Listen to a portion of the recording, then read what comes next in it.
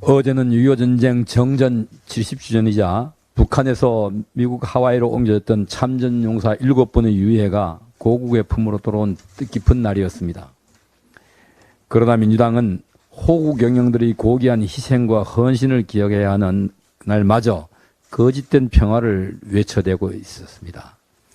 어제 김정은은 보란듯이 러시아 군사대표단과 ICBM 신형 무기를 불러보는 장면을 공개하고 무력을 과시하며 대규모 열병식을 가졌습니다.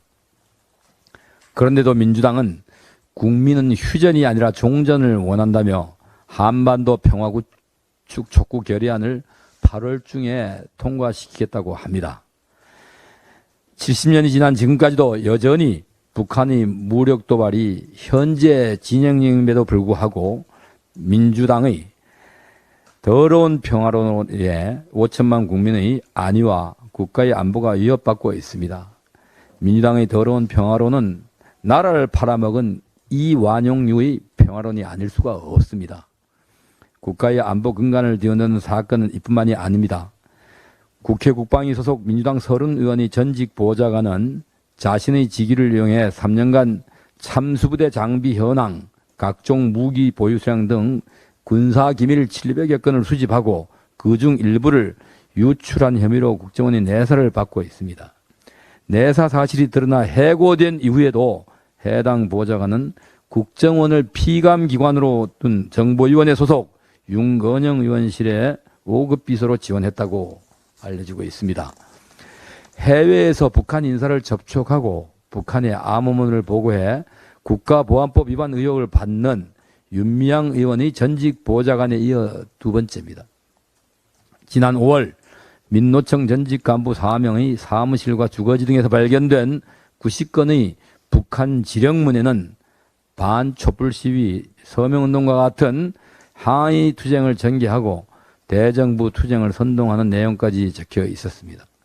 이외에도 2021년 이후 재판에 넘겨진 6건의 간첩 사건도 민변 출신 변호사들에 의해 1심 공판이 2년째 공전하며 의도적으로 지연되고 있습니다.